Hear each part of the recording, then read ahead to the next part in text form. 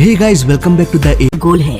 कहीं धूप तो कहीं तूफान देखने को मिल जाती है। ऐसे में अक्सर प्लेन उड़ते हुए कभी तूफान में घुसकर बादलों को चीरते हुए निकल जाते हैं, तो कभी पायलट जानलेवा तूफान को पहले ही समझकर अपना रास्ता ही बदल लेते हैं। ऐसे में ये सवाल आता है कि आखिर प्लेन में ऐसी कौन सी टेक्नोलॉजी होती है जो मौसम की सटीक जानकारी पहले ही पायलट को दे देती है। आखिर ये टेक्नोलॉजी काम कैसे करती है, आइए सब कुछ विस्तार से समझते हैं आज के इस वीडियो में। दोस्तों, सारे कमर्शियल प्लेन्स लगभग 800 से 900 किलोमीटर पर आवर की स्पीड में उड़ान भरता है। इतने तेज गति के कारण प्लेन को कई तरह के एटमॉस्फेरिक वेदर से होकर गुजरना पड़ता है।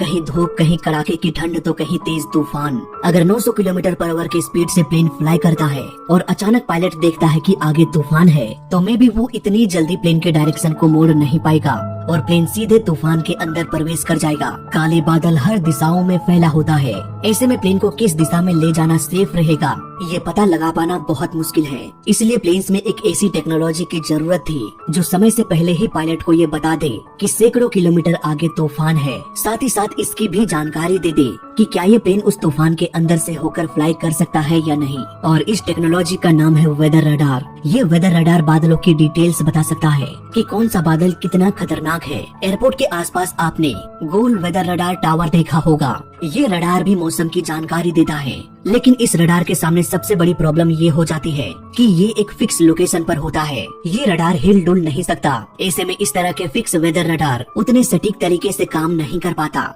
इसीलिए इस रडार के अलावा भी प्लेन के नोज में भी एक वेदर रडार फिट किया जाता है। प्लेन के नोज के अंदर अगर हम देखें तो हमें पता चलेगा कि एक गोल डिस्क लगा हुआ है। ये सिग्नल को ट्रांसमिट करने के साथ साथ सिग्नल को रिसीव भी करता है। इसके अलावा ये 15 डिग्री ऊपर नीचे दाएं बाएं सभी दिशाओं में मुड़कर स्कैन भी कर सकता है, ताकि हर दिशाओं की सटीक मौसम की जानकारी पायलट तक पहुंचाया जा सके।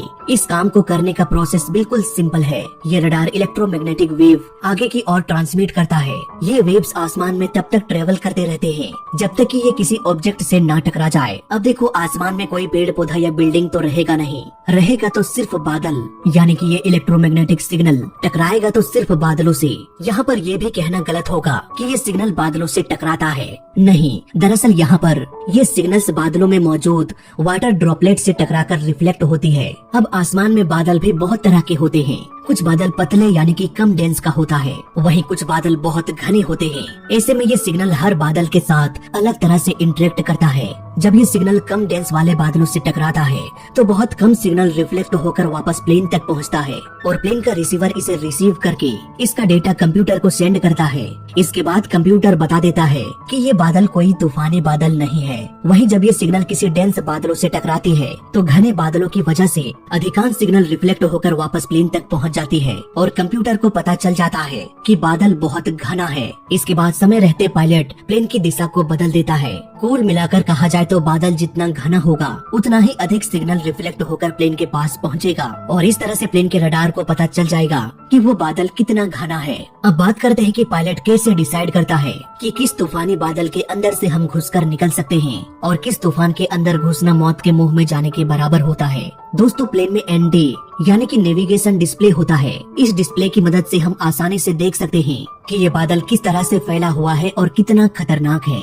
यहाँ पर डिस्प्ले में हम देख सकते हैं इस ग्रीन कलर के एरिया का मतलब होता है कि प्लेन से जो सिग्नल ट्रांसमिट हुआ वो बहुत कम मात्रा में रिफ्लेक्ट होकर वापस प्लेन तक पहुँचा। यानी कि यहाँ पर घने बादल नहीं है। हरे रंग का ये एरिया इसी तरह के बादलों को दर्शाता है। इसके अंदर से प्लेन आसानी से फ्लाई कर सकता है। इसके अलावा पीला रंग ये दर्शाता है कि बादल बहुत डेंस है, लेकिन कोई दिक्कत नहीं होने वाला, इसके अंदर से प्लेन फ्लाई कर सकता है।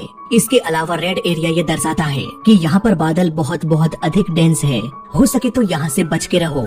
लेकिन सबसे खतरनाक बादल जो होता है वो मेजेंटा कलर का होता है। अगर ये नेविगेशन डिस्प्ले में दिखाई दे तो भाई वहाँ से दूर निकल लो, इसी में भलाई है। इस तरह के बादलों के अंदर तूफान, ठंडर, टर्बुलेंस सब कुछ देखने को मिल जाएगा।